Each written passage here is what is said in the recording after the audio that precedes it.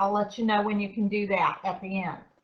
But if you've got questions right now, keep them to only the page we are covering. So we're going to stay really focused in on only what we are currently covering, okay? So we can finish it up and make sure that your questions are in the chat box, and I will stop periodically and go through those questions. Today we are going to start on page 14 of the new RPA. It's up on the screen. You can also follow along by going into car.org and pulling it up there. All right, so let's get going here. I think that once you start using this contract, oh, and somebody's mic is on. Rosie, your mic is on. Would you please mute? Everybody make sure your mics are muted so we don't get feedback. Thank you. All right. I think that once you start using this contract, you're going to find that it's really much easier than what we've had in the past. Because most of the information that you're going to have to fill in is actually on the first 3 or 4 pages. And then it goes into explanation. Now, today we're going to start on liquidated damages, page 14, top of page 14. Again, always make sure the property address is fully filled in as well as the date. Okay. I already, as I explained a few minutes ago, if you've missed these classes, go to car.org, search bar, type in live legal webinars, and you will be able to search for the RPA classes there, and they have these broken down into pages. So you'll have to go into car.org and access the information that way.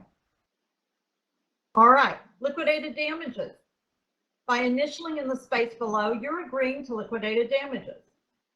If the buyer fails to complete this purchase, now they've changed some wording here, and I love this. It's a little more clear to me. If the buyer fails to complete this purchase because of the buyer's default, seller shall retain as liquidated damages the deposit actually paid. If the property is a dwelling with no more than 4 units, one of which the buyer intends to occupy, then the amount retained shall be no more than 3% of the purchase price. Any excess shall be returned to the buyer. Release of funds will require mutual signed release instructions from both buyer and seller, a judicial decision, or arbitration award. At the time of any increased deposit, seller shall sign a separate liquidated damages provision incorporating the increased deposit as liquidated damages. Okay, so if this is initialed by all parties, buyers and sellers, then this goes into effect. If the buyer has removed all of their contingencies and then cancels, the buyer defaults, the seller has the right to retain the actual deposit. Okay. So it says here, seller shall retain as liquidated damages the deposit actually paid. Now it can't be more than 3%, but it's going to be the actual deposit. So they've made a little tweak to the wording from the previous contract to clarify this. So let's say it's a $500,000 home. Well, 3% would be $15,000. And that would be the maximum deposit amount. But let's say the actual deposit that was agreed to was $10,000. That means that if the buyer removes all of their contingencies, and then the deal cancels, the buyer cancels, then the seller has the right to retain that $10,000 deposit. All right, now get this question a lot in the broker room. seller or the deal is canceling, and one party, let's say it's the buyer canceling, and they write, even if they've removed all their contingencies, let's say they have their agent write in that they want their deposit back. Okay, it could be written that way. Now it goes over, a copy goes to the listing agent.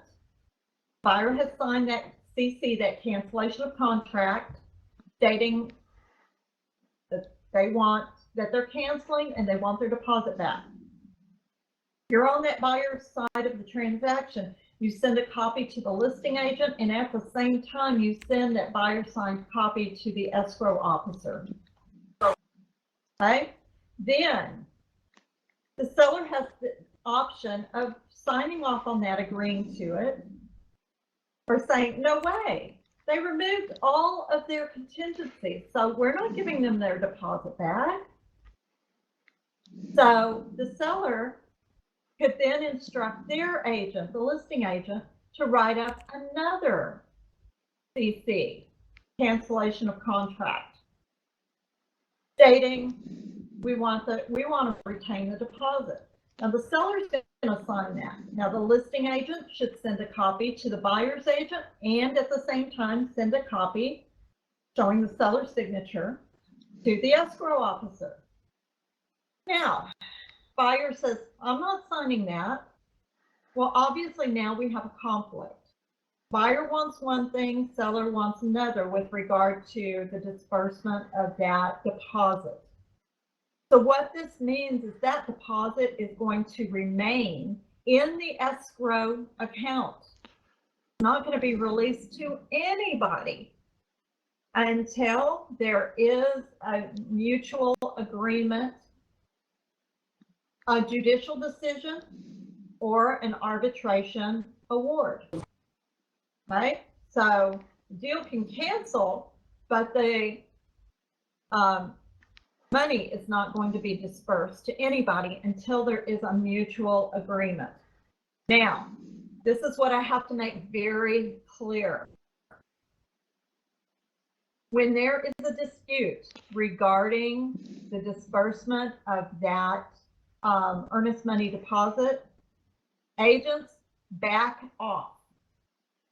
You cannot be involved in that. I know your clients are going to want you to be the middle person. You know, well, you go tell this party this, and you do this, and they still want you to be able to help with that, but you cannot. Because an earnest money dispute is between the buyer and the seller, the parties, and we are not a party to the contract. Okay, so given that, we cannot be involved. This is a dispute that the buyer and seller must resolve on their own. Now that means that they could file, if it falls into the realm of small claims court, they could file there. They could file for arbitration, mediation. They could seek legal counsel from a real estate attorney. They can do any of those things. What they cannot do is get you involved. So what you have to tell them is, all right. And the best time to have this conversation is when you're going over the contract with your client. So when you're representing the buyer, before the buyer signs anything, you need to be going over it with them. So when you get to this, you let them know. In the event this happens and there is a dispute over the release of the deposit, who's going to get the deposit? We as agents and our brokerage, we are not a party to this contract, so we are prohibited from getting involved to help mediate this dispute, solve this dispute. At that point, you and the seller are going to have to resolve this on your own. You cannot be in the middle of it. All right? So same thing happens when you're on the listing side and you receive an offer. When you get to this point, you're going to explain this to the client. Now, they've had an overview. Now, later on in the transaction, the unfortunate occurs and the deal is canceling. Now you say, remember when I spoke to you about this, when I explained this clause to you, when we went over the contract initially? This is one of the areas where we are not a party to the contract and we cannot help you resolve the issue. This is an issue between buyer and seller who are the parties to the contract. Can go to small claims court if the deposit falls within the money amount allowed in small claims court. You could go to arbitration, mediation, reach out to a real estate attorney, but we as agents are prohibited, we and our brokerage are prohibited from helping to resolve this because we are not a party to this contract with regard to this purpose. Okay, you've got to be very clear to them. And they may give you some pushback, but legally, this is where it stands. And I have run this by not only corporate attorneys, corporate real estate attorneys, but CAR legal as well, and they all concur. Now, a couple of years ago, we had some agents who didn't take our advice, and they got into the messy middle of this.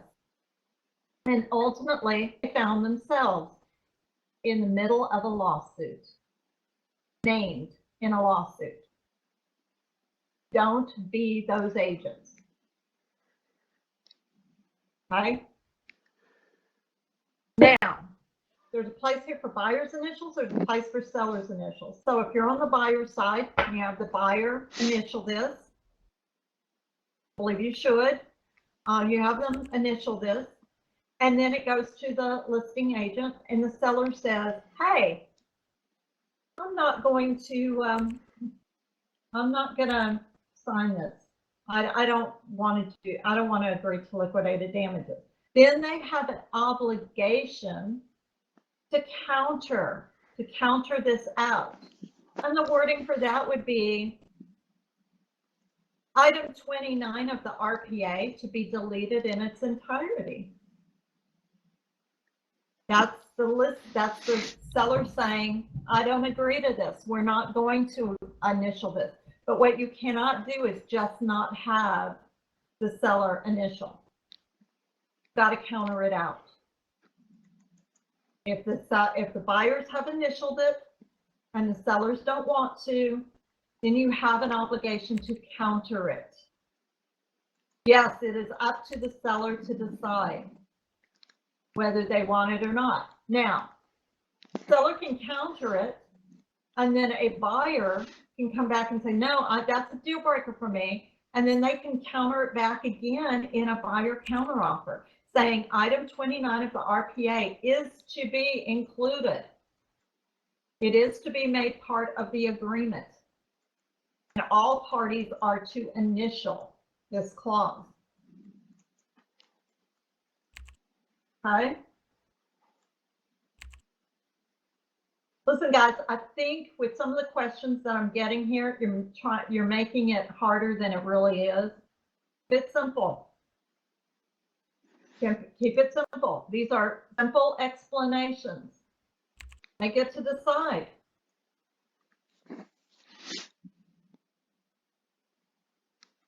Okay, but here's the it's illegal. This is a legal thing. So if they have questions beyond what is written here, and you're saying this is what it means, if they have questions further, well, I don't know, should I do this or should I? Hey, they can seek legal counsel from a real estate attorney and ask those questions there, because once it becomes of a legal nature, that's their prerogative. Okay, so let's say the buyer didn't want to initial it, and the seller says, that's fine, I'm not initialing it either. Then my understanding of this, because it happens so rarely that this is not signed, is that at that point, all you're saying here is that it's got to do with an initial, or it's got to do with there's a limit on the liquidated damages. So perhaps there won't be a limit. Maybe this opens it wide up for them to go after whatever. Now, this is a legal question. Reach out to CAR Legal. They're going to give you a very generic answer. Or the client can reach out to a real estate attorney. What are my options? If I decide not to sign this, what are my options? Okay. All we're doing, our role is to explain exactly what is here.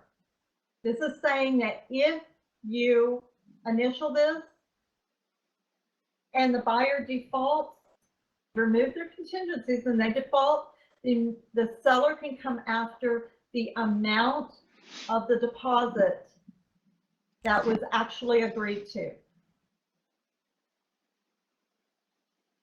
but not to exceed 3%. So let's say it's a $500,000 offer accepted.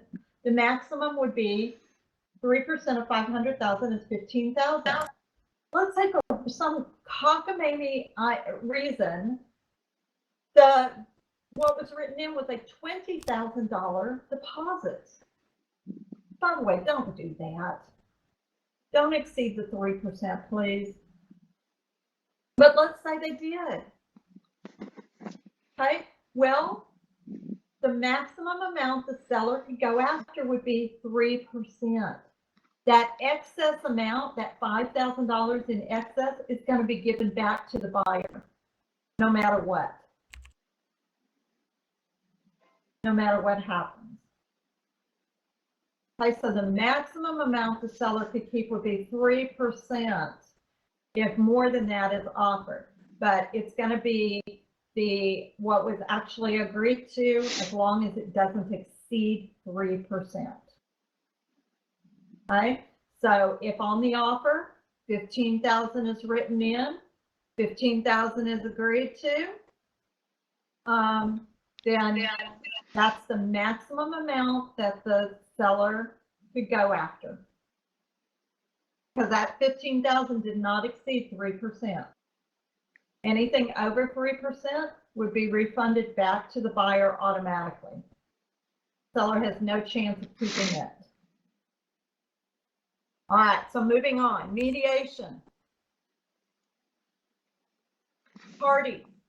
See, notice here it says the parties. Right there. Parties. We are not a party. Buyers and sellers are the parties. They can mediate this dispute. They can arbitrate the dispute. They can seek legal counsel. That's up to them. They have to resolve this issue. All right. Arbitration of disputes. Now, I will tell you up front that if you are working with a bank, let's say it's an REO property. If it's an REO property, the bank is not going to sign arbitration. They're just not. That's just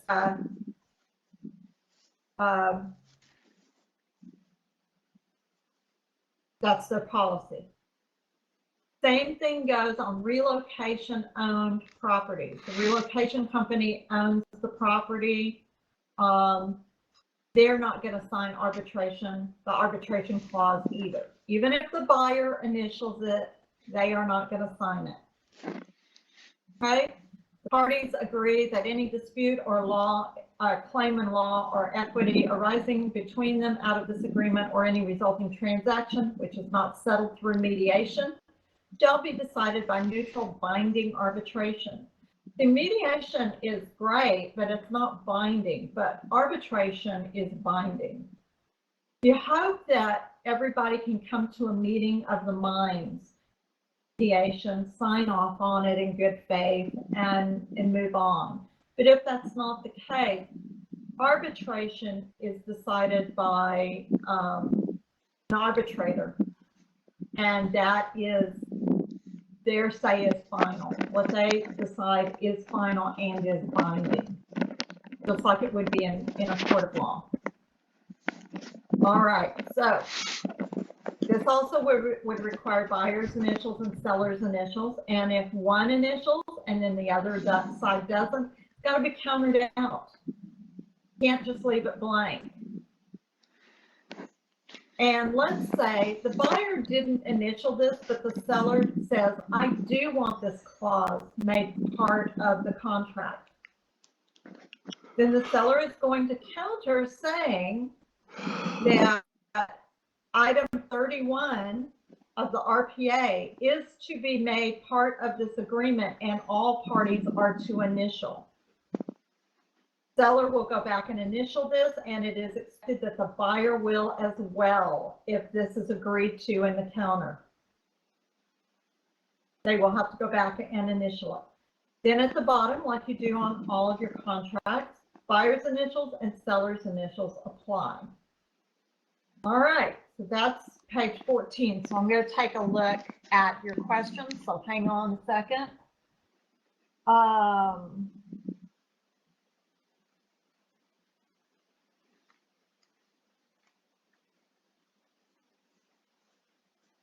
Okay, if an offer is submitted on the old form, how do we deal with it? The offer was submitted before yesterday. Continue on with that old offer. Okay, if it was signed by one of the parties, signed by the buyers on, let's say, the 13th, then proceed on with it. That's fine. You could go back if the seller hasn't agreed to it yet. You could go back and say, please rewrite this on the new RPA. But as of yesterday, all offers submitted must be submitted on the new RPA. All right, let's see.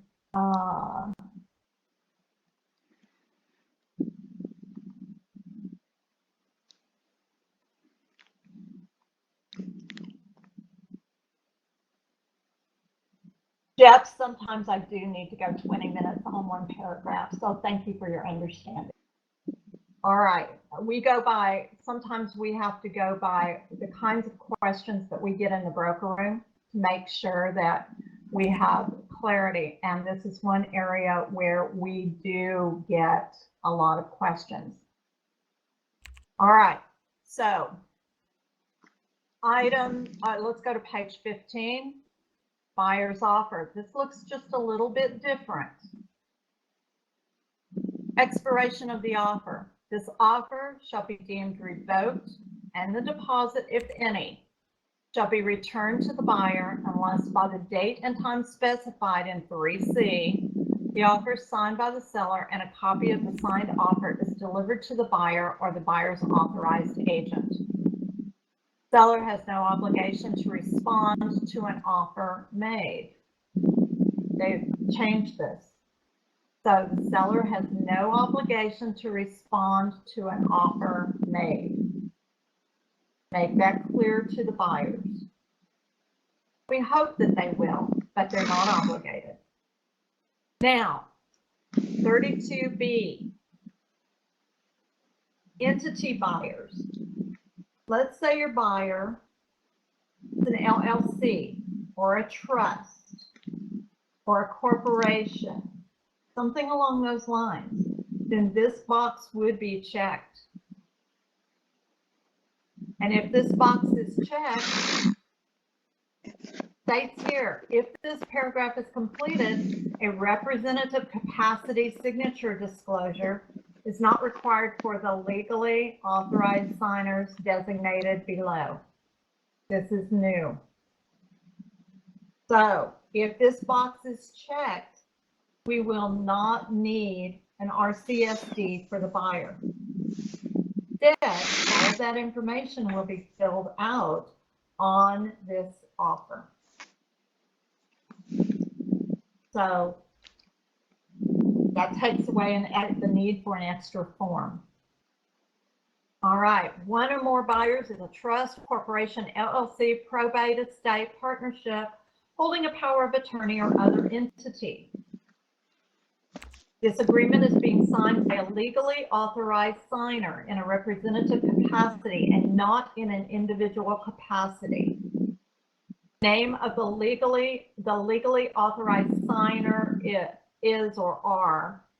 All right, so that's the name of the person, not the name of, that's not the name of the trust or the corporation or what have you. This is the name of the person who is authorized to sign for this entity. Now, here's the thing, guys. We still want you to get the proof of authorization, because we still see issues come into the broker room where John Smith has said he's authorized to sign for this LLC. Now, we would love to trust and believe that John Smith is authorized to sign for this LLC, but we want proof. We want written proof. So ask for the article for an LLC, ask for the articles of organization. That's the page that shows that he is named as an authorized signer for this LLC, and have that in the file. Because we have had this happen multiple times where somebody said, John Smith says he's authorized to sign for this entity, and then it gets into escrow, and escrow asks for all of this information that you guys had, and finds out, oops, John Smith is not authorized to sign for this LLC. Mary Francis is. She's the one named on the paperwork. Now they have to go to Mary Francis, and Mary Francis says, I don't want to buy this property. Oops. Now we've got an issue. Now it's going to get canceled, and you're going to have some upset sellers.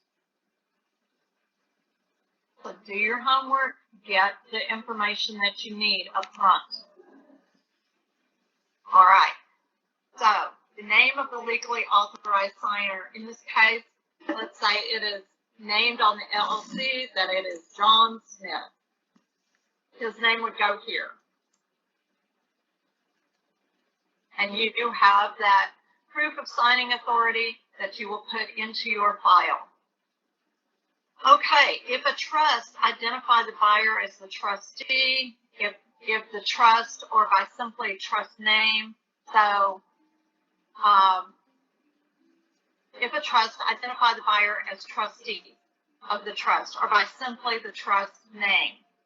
So they give you an example: John Doe, co-trustee; Jane Doe, co-trustee. So let's say this is a trust. I would write in here, right? Put it there. All right. If the entity is a trust or under probate, the following is the full name of the trust or the probate case, including the case number, and you would be filling this in here. Okay, so that's how that works. And then the buyer's going to sign. Never, ever have something signed as the name of the entity. The signature has got to be the name of the signature of the real person who is authorized to sign for the entity. So let's say this is an LLC, right? Let's say this is an LLC. And the LLC is West Wind LLC. Okay? So West Wind LLC, Frank James is the authorized signer. So the signature line where it says I, that's going to be Frank's signature, not the name West Wind LLC. It is going to be the name of the signer. And it would be, in this case,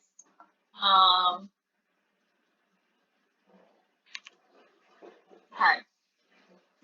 Let's say he's the manager of the LLC. All right. So that is how that is filled out. Now, let's say you've got a situation where this is just a standard person. Frank James is the buyer on this. But let's say we have 3 buyers. Hand check the box and add the additional signature addendum. And then up here you'll see that it shows that that was added to your queue. All right? Or you can squeeze them in. There's enough room on these lines to have 2 people sign on one line, 2 people sign on another line. You can do that too. All right. Acceptance of offer. The seller warrants that, so you've got the offer written, signed. Now this area is where the seller comes in. Seller warrants that the seller is the owner of the property or has the authority to execute this agreement. The seller accepts the above offer and agrees to sell the property on the above terms and conditions. Seller has read and acknowledges receipt of a copy of this agreement and authorizes the agent to deliver a signed copy to the buyer. Seller's acceptance is subject to the attached counteroffer or backup addendum or both checked below. Guys, be really careful here. If you are representing the listing side and you are countering the offer, you make sure that the box is checked.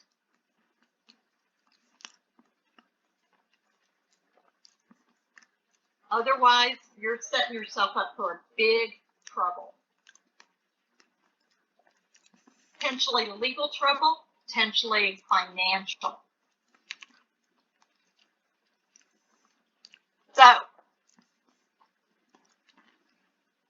if the seller has decided to counter the offer, make sure that this box is checked. The seller is gonna sign everything that they've received. This box is checked. A counteroffer is going to be put together and signed by the seller, and then that whole packet of everything is going to go back to the buyer's agent. Do not just send the counteroffer back to the buyer's agent. The seller needs to sign all of the documents they received, all of the offer documents that they received, as well as counter, and the whole mess goes back to the buyer's side. But make sure that this box is checked, because if you do not check this box,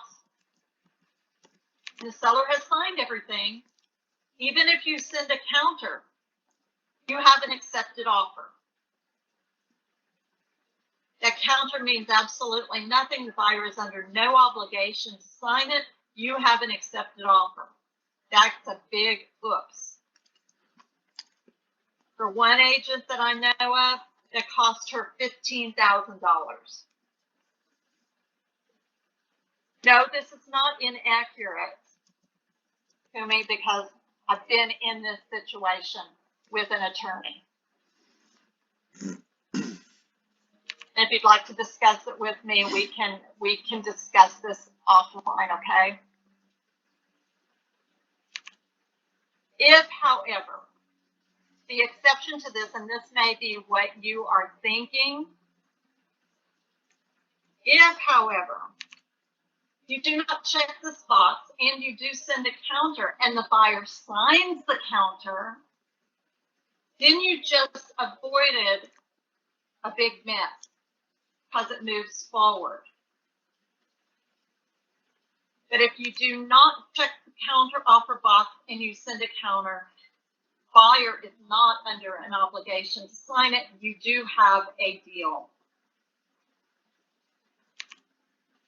Now, the rules change a little on a multiple counter offer, and when we get into all of that, we will go into it in more depth. But be very careful here. If this is going to be a backup offer, that box would be checked. And then the backup offer form, the BUO, will be attached. Okay? For entity sellers, let's say the property is in a trust or it's an LLC or corporation. Note, if this property is completed, a representative capacity signature disclosure is not required for the legally authorized signers designated below. So isn't this cool? This new contract has the potential to save you some paperwork. So, same as with the buyers, the person who is authorized to sign for the entity, their name would go in here. If this is a probate, you're going to need the full name of the probate, or if it's a trust, full name of the trust. Probate, and there's a case number, you have to put the case number in here. All right, the RPA has 16 pages. The seller acknowledges receipt of and has read and understands every page and all attachments that make up the agreement. I really like having that there. Really like having that there, and I think you ought to make sure that when you're going through this with your seller, that you point that out to them. Seller acknowledges receipt of, has read, and understands every page and all attachments that make up the agreement. If nothing else, this opens up an opportunity for discussion and questions. Then the sellers are going to sign.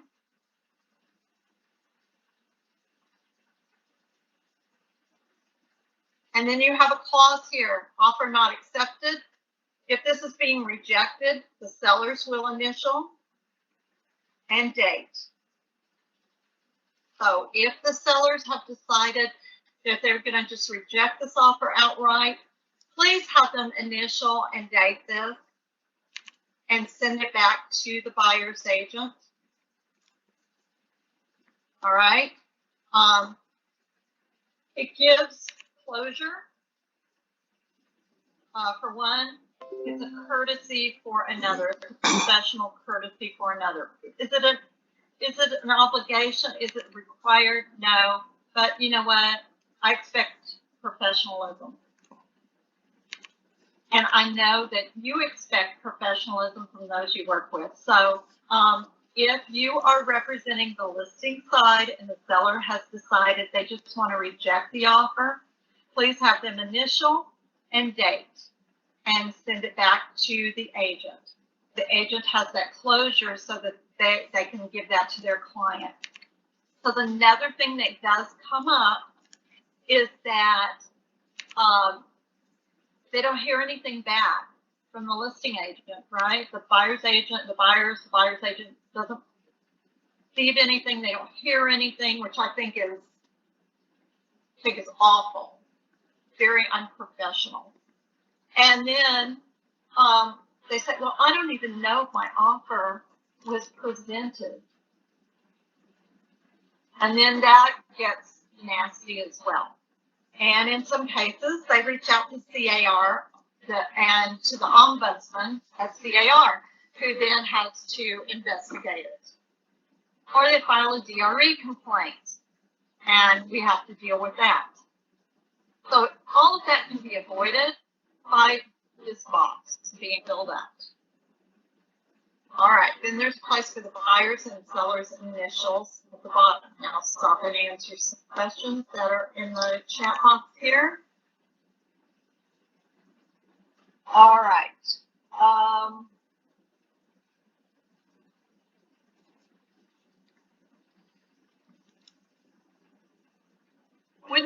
become the name of the trust?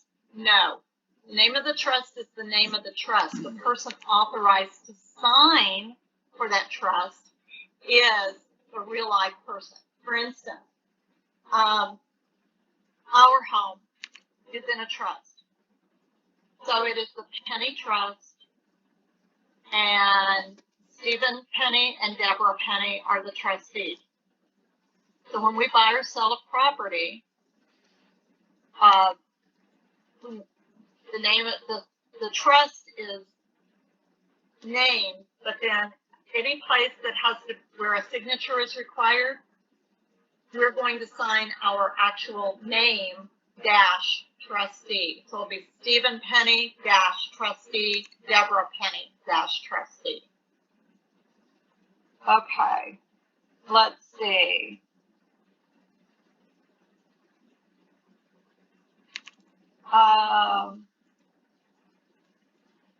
Let's check that it gets turned. Kumi, I'm not going to argue with you on this, but for this class and knowing what we see in our claims that we receive, this is how we want this handled, because we deal with the legal all day long. So that's our best practice and the way we want it handled. All right, let's see. Okay, received a counteroffer without the seller signed RPA. Yeah, always ask that they send you a copy of that signed RPA. Because if you're representing the buyer, you're acting in the best interest of the buyer. And you want to see that everything is in order. Is it in the best interest of the buyer for them to accept a counteroffer that's $20,000 higher when the seller didn't check this box, making it subject to a counteroffer? No, it's not. All right, so let's see. Beautiful Wednesday in Southern California. Yesterday, it rained all day here. Today, it's not being able to put in the deposit. It's just required.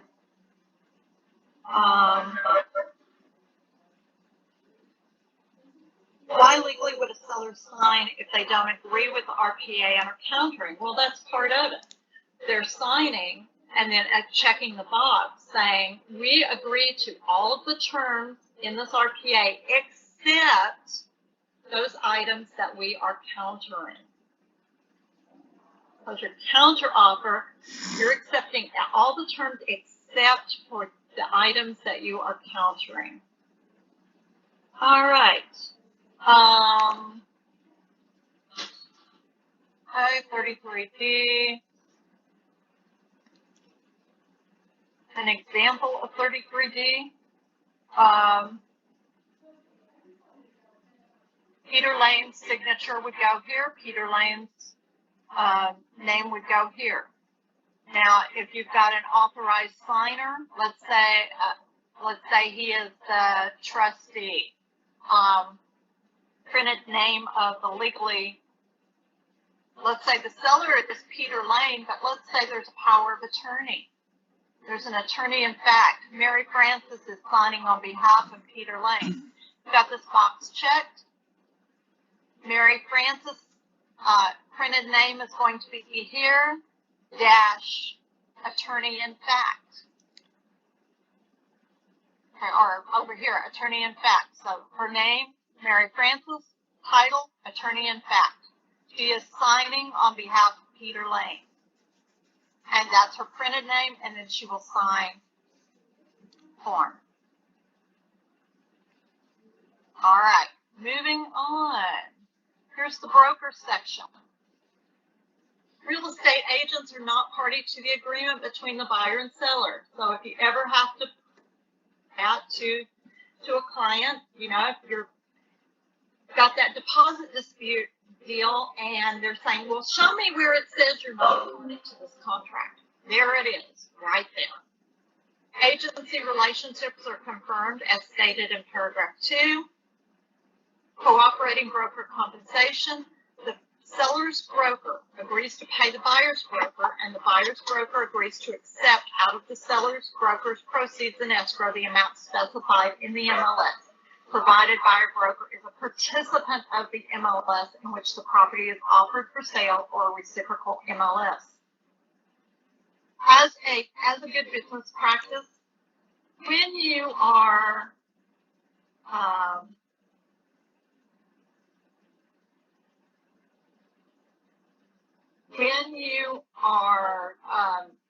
putting together an offer,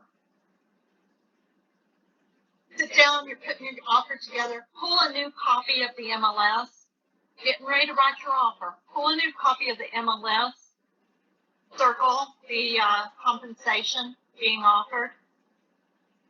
At the time you wrote the offer, this was the compensation. I know that there's a history in the MLS, and if they change the amount offered, it's going to show in the history, but this is also backup for you. And this has happened before, that we've had situations where an agent unfortunately changes. Suzanne, would you mute your mic, please? Thank you. That a party, not a party, an agent changes the compensation in the MLS. They know they've got offers coming in, and oops, we're going to reduce it. So, also, I recommend that buyer's agent, you're representing the buyer's side, attach a copy of the CBC, Cooperating Broker Compensation Agreement, to your offer. Good business practices.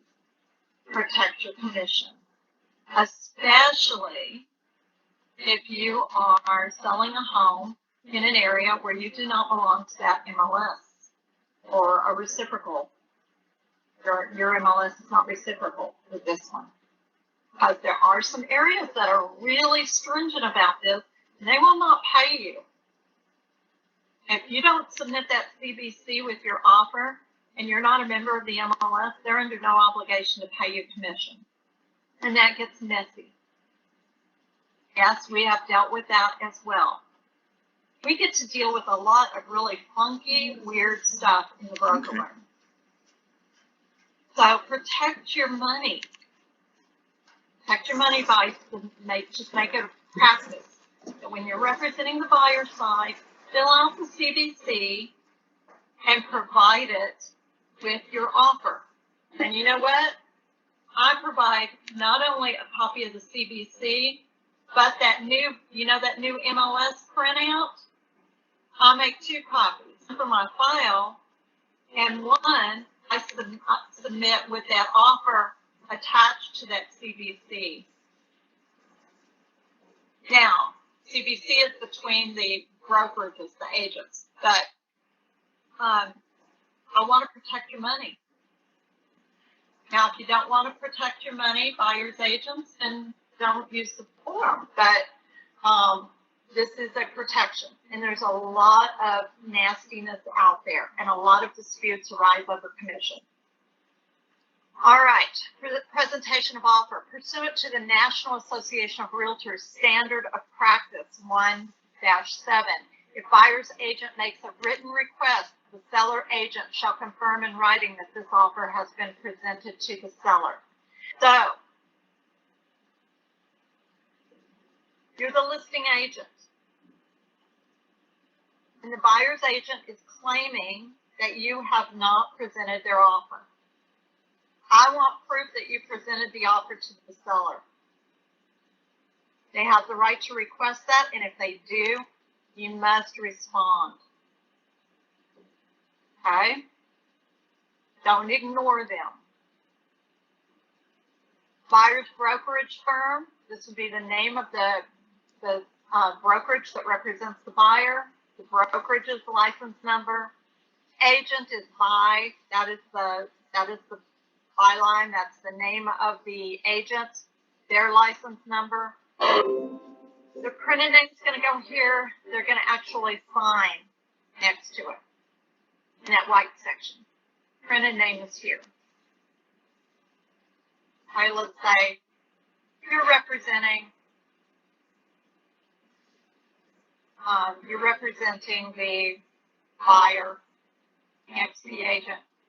That white section next to buy, you're going to sign. Then print a name, license number, date, your license number. Please fill these out thoroughly. Okay, you've got a couple of extra boxes here. More than one agent from the same firm represents the buyer. In that case, this box gets checked and the AAA needs to be added. Or if this is a co-broker situation, but you and let's say a agent from ABC Realty are representing the buyer on this. Okay? We're going to have both here. So we're going to show that the additional broker acknowledgement and the AAA are both attached with this offer.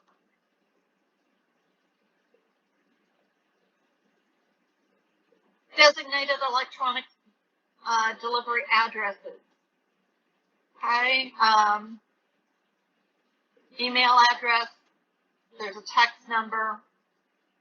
If check delivery shall be made to the alternate designated number, this is your information here. So where do you, as the agent, want emails delivered? Or what text number? Okay, the office address, city, state, zip. Then the same thing is going to apply down here for the seller side. When escrow is open, the escrow officer should fill out this section, and you would have that for your file. Okay, let's take a look. Okay. The name of the seller would be the trust. Name of the legally authorized. Yeah, the legally authorized signer is the real person.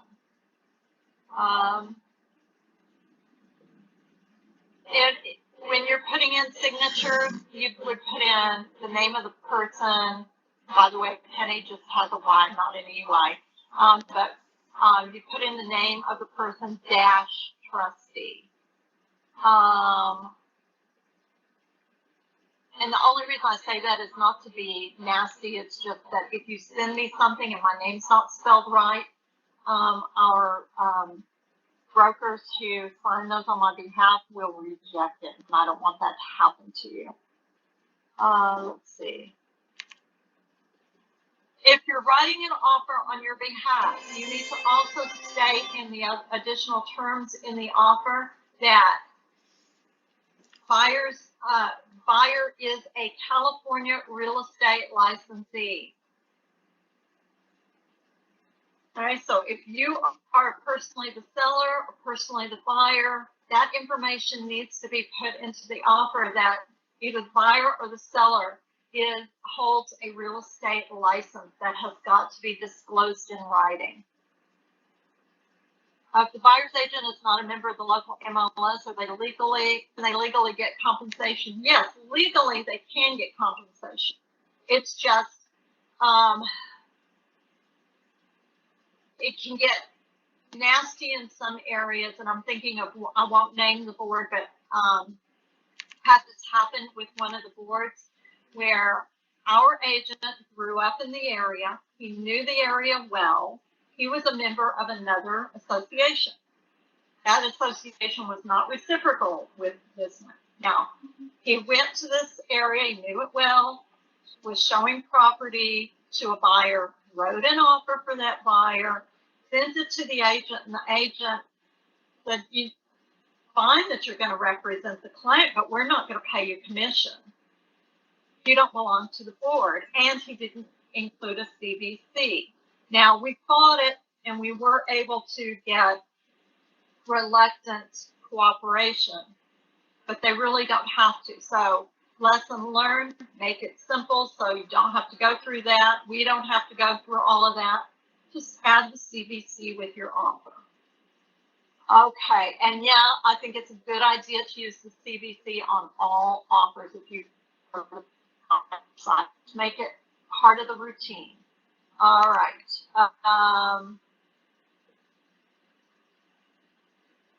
Can they just not sign the CVC?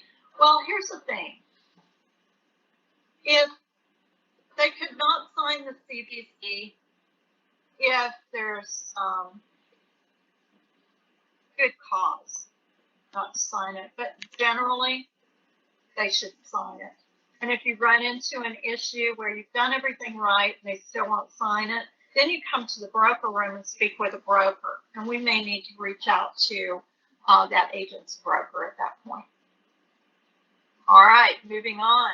As always, your buyer's investigation advisory, the BIA, is made part of this agreement. This puts the buyer on notice that property inspection is very important.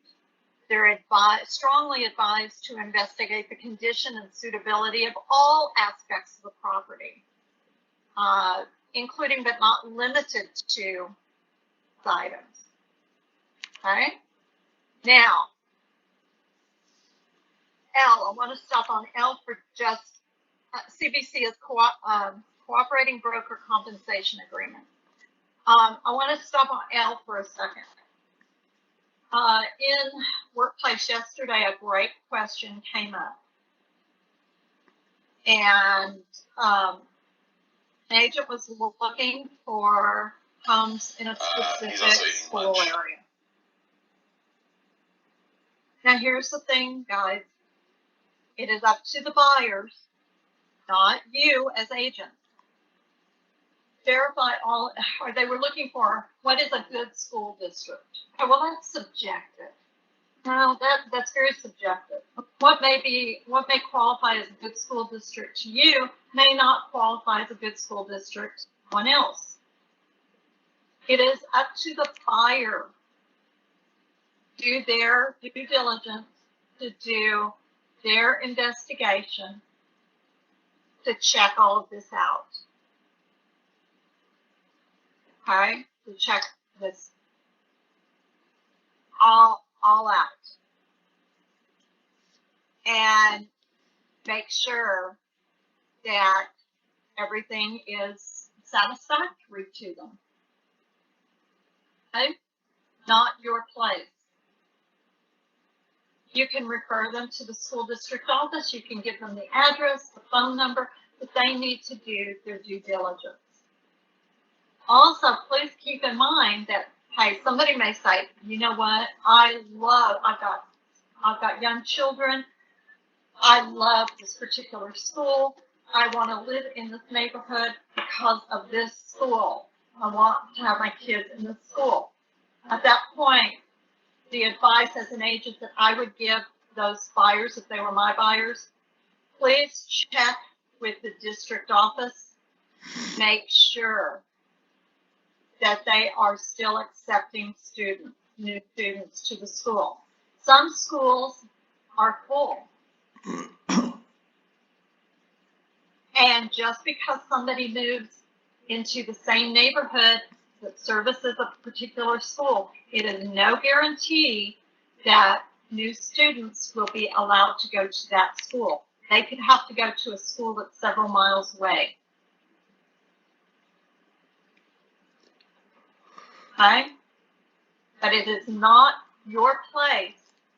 Give them that any assurances, any guarantees.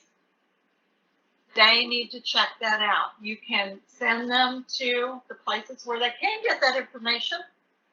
It is up to them to check it out. Because I will tell you, you do not want, like, oh, you're going to love this school.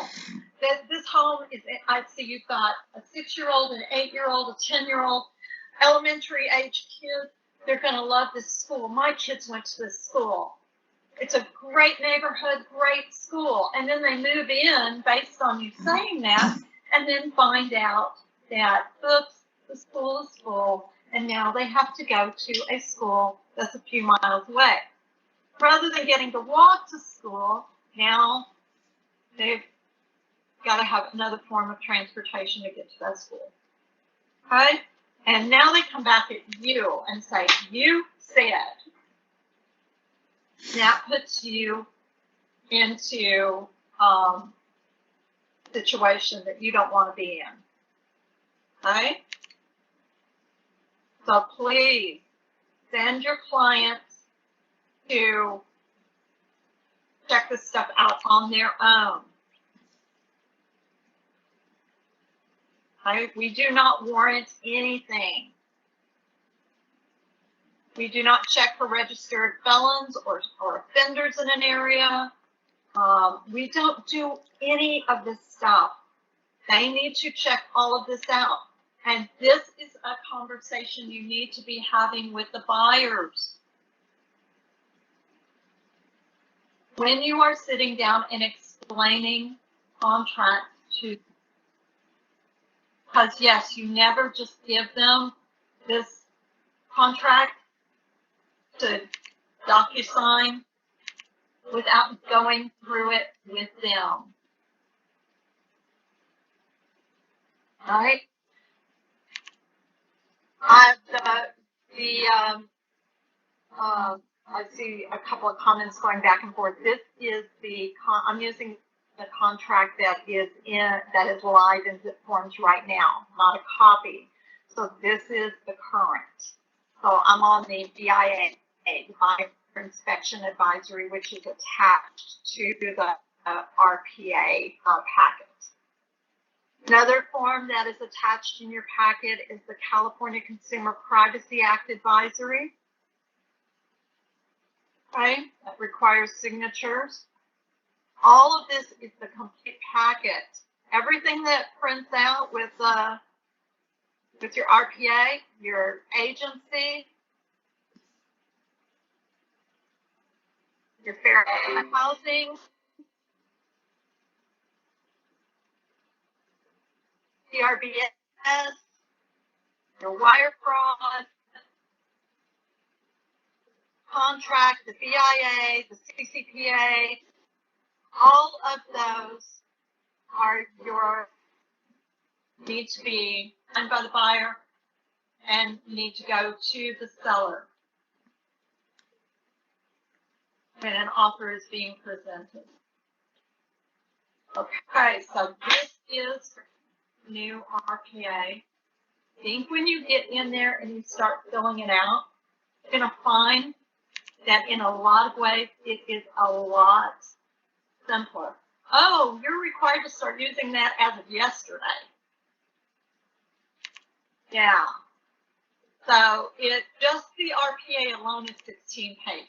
Then you add all the other pages. But this went live yesterday. So any offer written yesterday forward has to be written using this contract. Anything that was written up and signed by a buyer before yesterday, it's fine to continue on. Now there is an option if the buyer has signed it. You know, some listing agents, don't be surprised if they say, yeah, you wrote this on the 13th, you just sent it to me, the new offer is out, please rewrite it on the new contract. So don't be surprised if you have some agents request that. And wherever possible, it's a good idea to go back and do it. It isn't required, but it's a good practice. Okay, let's see.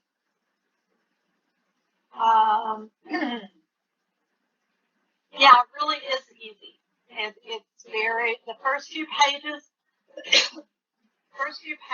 of this contract are actually where you're putting in all the terms. And then the rest of it, a lot of explanation, going into more detail about the terms that you already filled in. Now, I do want to point out a couple of things. Please make sure that appropriate boxes are checked. Please make sure that on loan amounts, on page 1 loan amounts, make sure you fill in the initial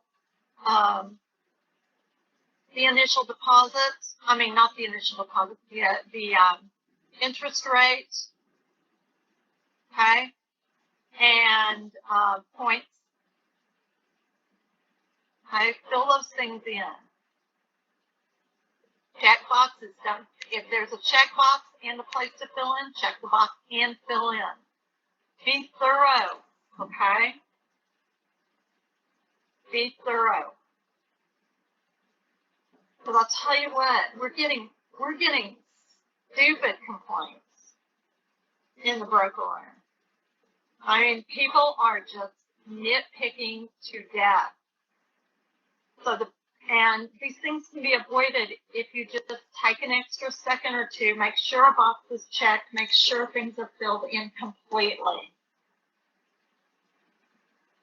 One question here, will there be classes the next 2 Wednesdays? No, there will not. This is the last one for 2021. Our next contract class will be, your calendar out here, January 5th will be our next contracts class after today. And we've also had our last state meetings. There will be no classes, no meetings after this week. Everything will start up that first week in January. Okay, let's see. Where do we find the interest rate? Call the lender. Call the lender. All right. Will I be going over the new RPA in January? Yes, I will. We will be going over it. We will start the new year with the new RPA. And then we'll go from there into the listing agreement. All right.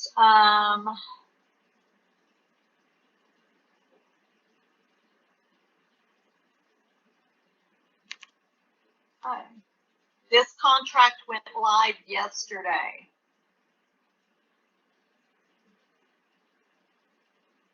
Can you change lenders after already in contract? Yes. Short answer to that is yes. All right. So now we'll open it up, and you can turn on your mics and ask questions about this contract in general. Debbie, this is Suzanne Ashton from Yeah. California. Hi. Hi. You guys do a great job. Thank you so much. You just make it so easy. I have a sort of problem question, and that is that on my system, and someone called me yesterday because they were having the same issue, when we click the cash only box for cash offer, it erases the initial deposit highlight on that first page. Okay, let's see what happens tonight. Let's see what happens when I do it. Put in the purchase price, we click all cash. Okay, okay, purchase price, all cash. Yeah. Okay. And then close it out. Do 30 days. I'm going to do 21 days here. Expiration date. Initial deposit. Let's say it's going to be $15,000. It's showing up in yours right now. Mine erases that highlight, and so does several other people. I just wondered how many people were having that issue. Because I'm using, what am I using? Google Chrome and Lone Wolf to design. I use Google Chrome as well. I wonder why this is happening on my I end. don't know, but I would reach out to Zipforum support. I did. I reached out to car forums actually too. So yeah, we're all talking. I just wondered if it's just, I don't know. Debbie, it's happening on everything that's going on as far as all of the e-signs too. What they advise is if you're using Chrome, switch to Firefox. If you're using Firefox, switch to Chrome. It has been fixing the issues. Oh, that's good to know. And they're aware of it. Okay, so that means they'll keep working on it. Thank you. Hey, this is Jeff Baker. Make sure you clear out your caches. You might be getting cached into an old version of the file. I did actually clear my cache this morning just as a, yeah, it didn't work, but thank you. Suzanne, did you notice? Or bring in a new form. If you're having problems, that was the other thing. If you're having problems with something you've already put into the transaction, you haven't written it yet or had it signed, bring a new doc in. Yeah, I'm just using a fake form because he called me with the problem. But yes, I agree. I actually shut the whole thing down, re-ebbed it, and tried it just anew, but it didn't work. Ugh, frustrating. Try putting in the initial deposit before you check all cash and see if it sticks. I did that one too. Sorry. For about an hour and a half yesterday, but I just, yeah. Thank you though. I did call the chair of the committee. I just happened to know him, and so he's putting it forward to them and DigiSign. So I'm sure they'll fix it. I just hope it's fixed sooner than later. But right now, our solution is literally to not click all cash, which is so dangerous. Put in our initial deposit, and then when the signature page comes back up, we're then making it a checkbox in signatures as an all cash. We click the all cash then, but you got to remember to do that. Hi, Suzanne. I'm wondering if you have that amount entered in your cover sheet. You know, I didn't go to cover sheet. I've only just been working with I'll check that. Thank you. Okay, you're welcome. Question, this is in reference to the representative capacity signature disclosure. Is that only going on line 32, or is there another section of the purchase contract that relates to that?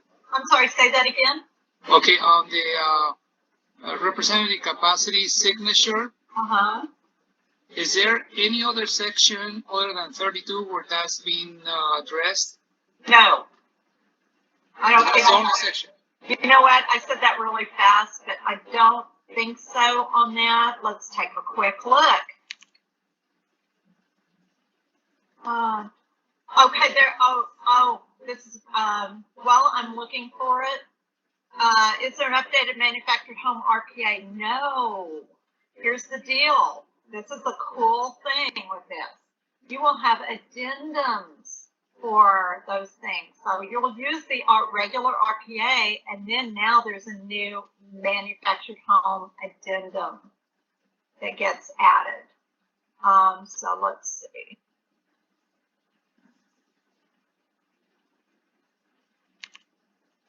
You know what? I do not believe that the RCSD information is anywhere else.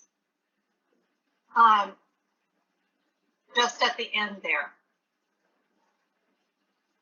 And for the questions, there an updated manufactured home RPA? No, but what you will do is you'll go to 4A, check the manufactured home purchase addendum, and it will add that purchase addendum to your contract for you to add. See, rather than having a ton of different kinds of contracts, et cetera, like a probate agreement, purchase contract, you're going to use this contract. You're just going to add the appropriate addendum. So they're really trying to make this much easier on everybody, which they needed to. Debbie, can I ask you a quick question? Yeah. Thank you, Debbie. This is Edith here in California as well, Southern California. Question, I'm a newer agent. For residential income property, say a duplex, would taking a listing on that, would that be a commercial, or would it still be just a residential, even though it's residential income? And you can write residential up to 4 units can be written on this purchase contract. Okay, fantastic. Thank you so much. Problem. Debbie, this is Arna. Can you hear me? Uh-huh. Oh, good. I've been having trouble with the speaker for a while. Okay, all contacts and all templates are gone in my win forms. Is that normal? I have no idea. You would have to call them about that. Okay. But I do want to point out something. We talked about this in our stand-up meeting this morning, the broker stand-up meeting. The have templates that you have set up.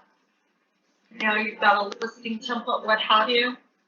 Those templates are not automatically updated. You're going to have to go in and update your forms manually. So if you've got if you've got a purchase template, Are you gonna do? you're gonna need to go in and update that template for the new form. Yes, Debbie, they're all missing, so Yeah. everything is gone. Okay, so I think, yeah, unfortunately. Okay, all right. I think, this is Jeff again, I think that there were about 30 different forms that changed in the last 2 days. And all those templates will be gone. You'll have to go into each one of those and read them. Jeff, do you know how tax are going to? Because that's what I found this one. I'm not sure about that one. Okay, thanks, everyone. Debbie, will we be doing the ancillary forms that got changed after the beginning of the year? Yeah, we will. Thanks. RCSE is not required. Do you still recommend doing a separate? You're gonna need it for your listing. Only for the listing. Listing, you're gonna need it for your listing. Okay, now, I just saw something that was, I just saw a question here that I wanted to cover. Do we have new SkySlope checklist? Yes, Ryan has been working on the new checklist. So you will have, if you don't already, and I believe you do, a new checklist that will reflect all of these changes. Plus, it's hard. He and Anne Marie in the CCS on the CCS team have been working very hard to get that done for you guys. While we have a few minutes, I also want to remind all of you who have transaction files. Any transaction files that are current or that have been you've been working on this year, go back and see every one of those files. And sure, they are absolutely complete, closed out. I've got to close out. You may have closed escrow, but that doesn't necessarily mean that the file has been closed out. We are a publicly traded company, and we get audited regularly because of that. And our numbers have to be accurate. The facts stop.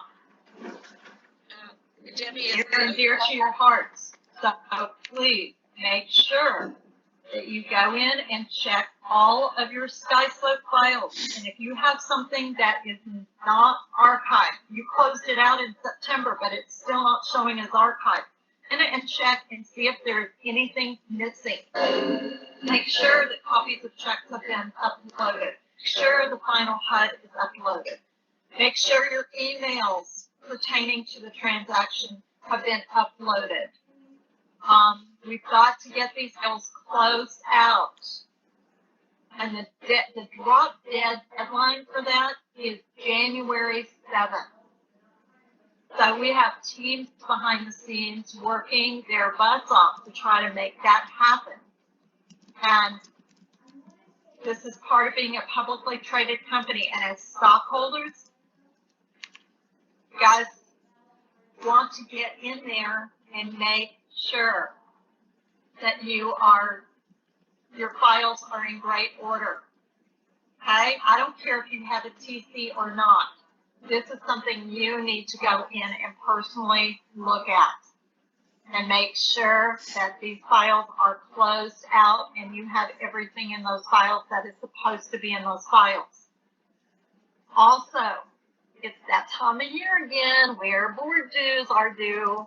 Please make sure that you pay your dues.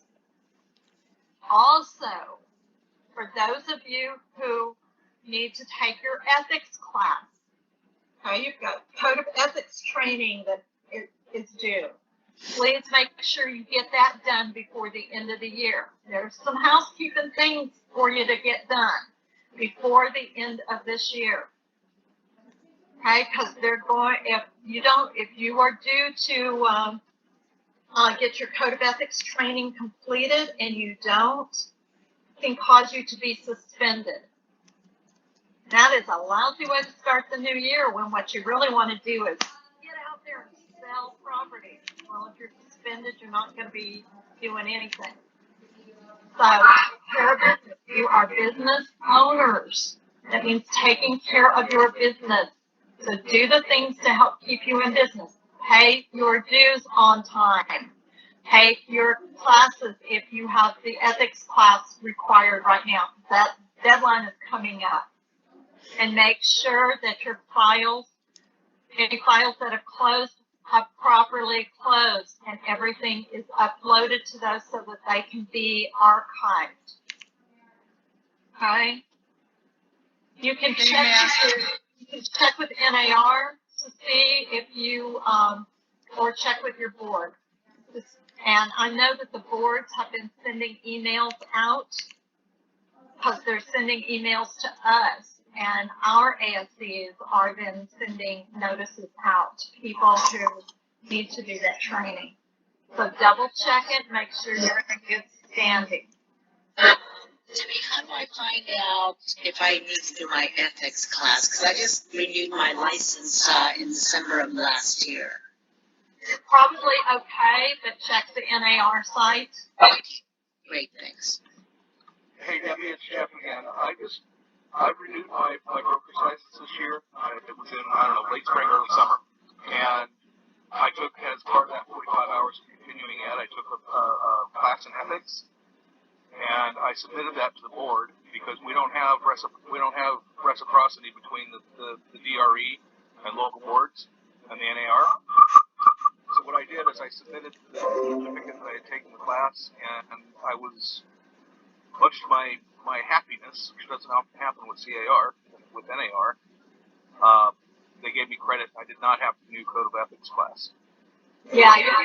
For people that have renewed recently, and I would say, I don't know what that number is. I would say in the last year, you may not have to take the second class if you've already taken an ethics class. That's it. Bye. Yeah, thanks for that reminder, Jeff. Definitely go in and check. And it's a super easy class, guys, so please make sure you do that because you do not want to be suspended and out of business. That is not a good way to end the year or start the new year. Okay, so what you need to do, too, is go into your individual board website and check to see if you owe MLS fees, association fees, super fees, key box fees, whatever it is. If you've got specific questions about that, call your Association of Realtors. We belong to 120 something. Association of Realtors, so we cannot give you specifics on your board. You need to contact your board yourself, get that information. Because here's the thing, guys, we want to make sure that you start your new year with a bang, and you are rocking and rolling, and nothing is stopping you from achieving your goals, okay? And this kind of stuff can sideline you. And we definitely don't want to see that happen to you. Now, Tina, thank you for doing this. Tina has put a link in the box below so that you can go in and check your code of ethics.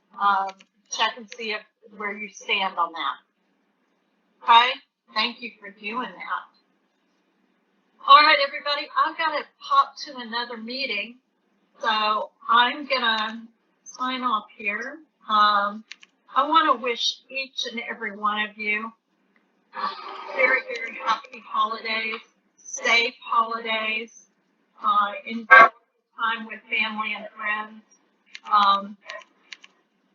Guys are just all amazing, and it's such a privilege for me to work with each and every one of you every day. Debbie? Debbie? Yeah. Can I post the GoFundMe? I'm trying to get that family taken care of that had the COVID death. Yes, please. And if anybody wants a quick update on the car I got the car form with the cash offer, it has been fixed by the Zip Forms company. You just have to delete the old form that you started with, and re-up the new form, and it's 1079. So you just check and make sure you have the right copy. It does work now. Wonderful. Thank you for that. Come on, where is it? All right, everybody. Take care, and we'll talk soon. Thank you, Debbie. Merry Christmas. Thank you. And you guys have a great one. Damn it. Happy meeting.